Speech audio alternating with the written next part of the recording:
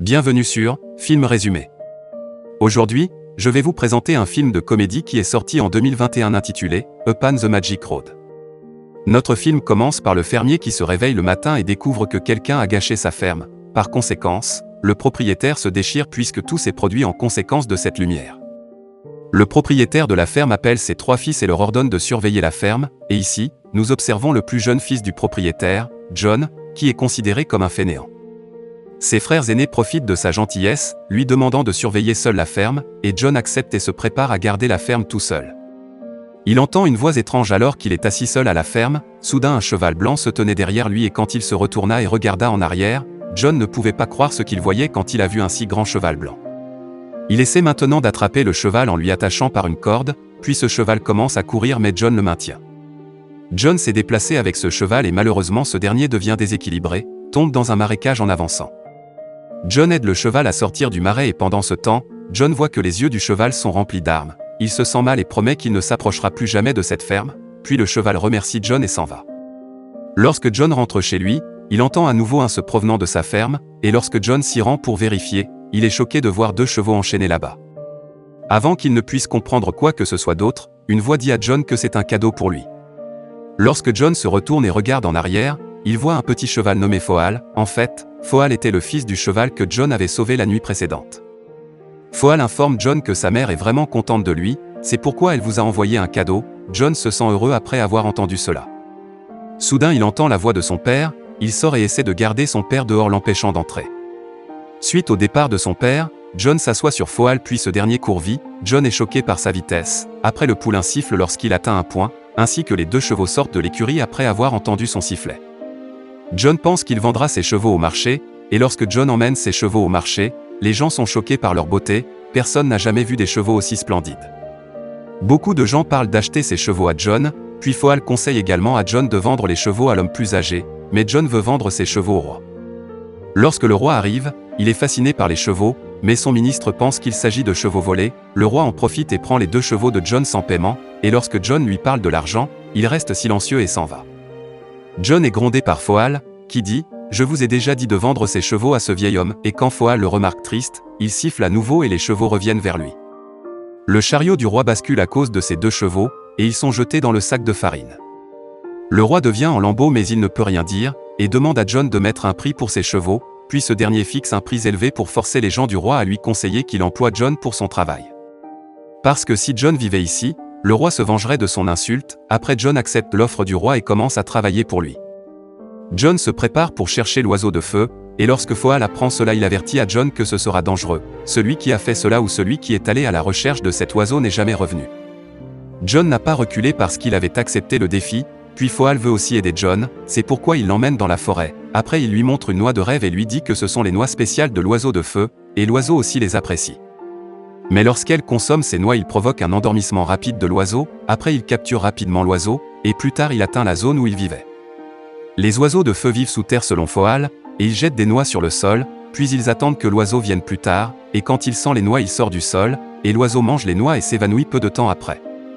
Alors que John essaie de capturer l'oiseau de feu, il se lève et commence à le poursuivre, et en se précipitant pour attraper cet oiseau, le feu se brûle. Cet oiseau de feu a pu capturer Foal et John, puis John lance derrière les noix et quand l'oiseau de feu mange cette noix, il s'évanouit. Quand il se réveille le lendemain matin, il se considère enchaîné par eux, et quand John regarde cet oiseau de feu il voit des larmes dans ses yeux, ce qui le fait se sentir plutôt mal pour lui. Par conséquence, il libère l'oiseau de feu, puis l'oiseau s'envole en ouvrant ses plumes au fur et à mesure qu'il lâche, et en sortant il donne une de ses plumes à John, qui brillait de chaleur. Foal assure à John que le roi ne lui pardonnerait pas maintenant, cependant, John prétend que voir cette plume les convaincra qu'ils ont capturé l'oiseau de feu, et quand John va chez le roi, ce dernier ne croit en rien. Le lendemain, John a été amené pour la peine de mort, après John montre la plume mais elle ne brille plus, ainsi que le roi ordonne de tuer John. Alors que le roi est en train d'exécuter sa condamnation à mort, l'oiseau de feu apparaît, et tout le monde est choqué après l'avoir vu, et ils croient tous en John. En conséquence, le roi doit retirer sa condamnation à mort, de plus, le roi donne une promotion à John, et cela agace encore plus le roi, alors il demande à son ministre de concevoir un nouveau plan. Après une mûre réflexion, le ministre propose d'envoyer John pour amener la princesse des montagnes. Premièrement, John ne réussirait pas et s'il le fait, c'est toujours en votre faveur, vous pourriez épouser cette princesse et vous avez l'avantage des 2 côtés. Le roi aime vraiment cette idée et envoie Jon pour cette mission. Jon arrive enfin dans les montagnes de la Sarre où réside la princesse. Il voit que le chemin pour entrer dans le château est constitué d'une épaisse couche de glace, c'était assez difficile de casser ça. Et entre-temps, une plume d'oiseau de feu arrive, et le mur de glace s'effondre, provoquant la rupture de la couche de glace restante. Une inondation arrive, et Foal flotte et tombe dedans par la suite comme une boule de neige. Il descend des montagnes, et lorsque Jon entre dans le château, il remarque un grand nombre de filles toutes dorment. Il était extrêmement difficile d'identifier la vraie princesse parmi eux, cependant, lorsqu'une plume d'oiseau de feu tombe près d'une fille, Jon la reconnaît comme la princesse. Quand Jon voit la beauté de cette fille, il devient étonné, et il l'informe que son roi est intéressé à l'épouser. D'autre part, la jeune fille prétend que si votre roi est si puissant, il serait venu me prendre. Cette fille saute de la montagne, et Jon aussi ne se soucie pas de sa propre vie et saute après la princesse. Foal les sauve tous les deux, et les emporte en les chevauchant sur son dos et reviennent vers le roi. À leur arrivée au palais, tout le monde est étonné de voir une princesse qui est si magnifique, et maintenant qu'il a vu Jon vivant, le roi est en guenilles, mais ses partisans essaient de comprendre que cela soit fructueux. Maintenant, ils font la promotion de Jon, mais ce dernier n'en est pas content. Après, le roi propose d'épouser la princesse, mais elle lui impose une condition pour l'épouser. S'il pouvait apporter la bague qui appartenait à sa grand-mère, cette bague a été perdue dans la mer, sinon elle ne se mariera pas avec lui tant qu'elle n'aura pas encore reçu la bague. Suite à cela, le roi devient anxieux et Jon arrive. Alors qu'il se tient là, le roi lui tire dessus. Après, Foal est interrogé sur la bague, mais il répond qu'il n'en sait rien.